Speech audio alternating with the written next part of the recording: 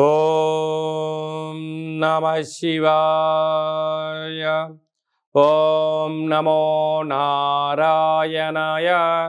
ఓం శ్రీ నరదృష్టి నివారణ కాళభైరవాయ నమో నమః. ఓం దాశరథాయ విద్మహే సీతావల్లభాయ ధీమహి తన్నో శ్రీరామచంద్ర ప్రచోదయాతు. హరి ఓం.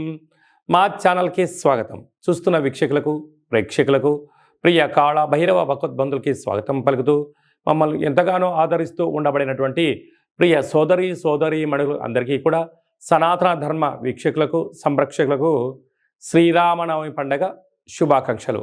అందరము రామనామాన్ని జపింపచేద్దాం, ధర్మాన్ని కాపాడుకుందాం, ధర్మబద్ధమైన జీవితాన్ని పొందుదాం. అయోధ్యలో రామ విగ్రహ ప్రతిష్ఠ అయిన తర్వాత మొట్టమొదటిసారిగా జరుగుతూ ఉండబడినటువంటి శ్రీరామనవమి కనుక రాబోయే కాలంలో మనం అందరము కూడా అయోధ్య వెళ్దాం, రాముని దర్శిద్దాం, రామతత్వాన్ని మనము తెలుసుకుందాం. 16వ తారీఖు 4వ నెల 2024 నుండి 30/4/2024 వరకు పుట్టినటువంటి వారందరికీ కూడా ముందస్తుగా జన్మదిన శుభాకాంక్షలు. గతంలో వివాహం చేసుకున్న వారికి వివాహ వార్షికోత్సవ శుభాకాంక్షలు.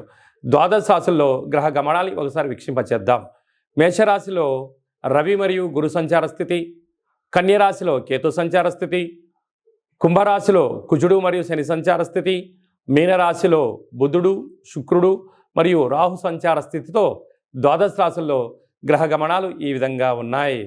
కుంభరాశి వారు చైత్రమాస పూర్ణిమ సందర్భంగా ఎలాంటి విధి విధానాలు పాటించాలో ఈ వీడియోలో సవివరంగా సంపూర్ణంగా తెలుసుకుందాం.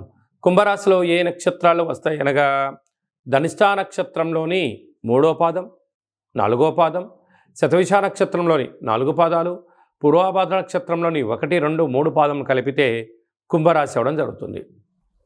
చాలామందికి పుట్టినటువంటి కాల సమయంలో డేటా బర్త్లు లేనటువంటి కారణం వలన పేరు యొక్క మొదటి అక్షరాన్ని అనుసరిస్తూ ఆ రాశిని తెలుసుకునే ప్రయత్నం చేద్దాం. గు, గే, గో, సా, సి, సు, సే, సో, ద అక్షరాల వారందరూ కూడా కుంభరాశి జాతకులే. కుంభరాశి యొక్క అధిపతి శని భగవానుడు.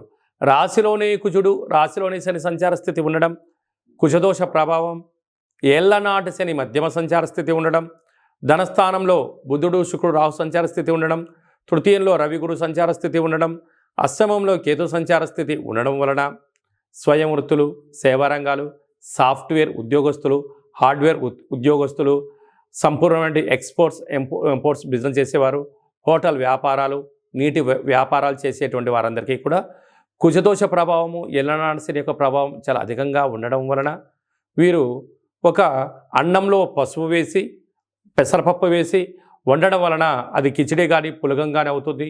ఒక నీలం రంగు క్లాత్ కానీ లేకుంటే పసుపు రంగు క్లాత్లో కానీ దీన్ని మూటను కట్టి ఆవునితితో దీపం వెలిగించి ఈ యొక్క కుంభరాశి వారికి దిష్టి తీసి కుక్కకు పెట్టడం వలన శత్రు దోషాలు తొలగిపోతాయి. అలాగే ప్రవహించే నీటిలో వేయడం వలన ధనవృద్ధి కలుగుతుంది.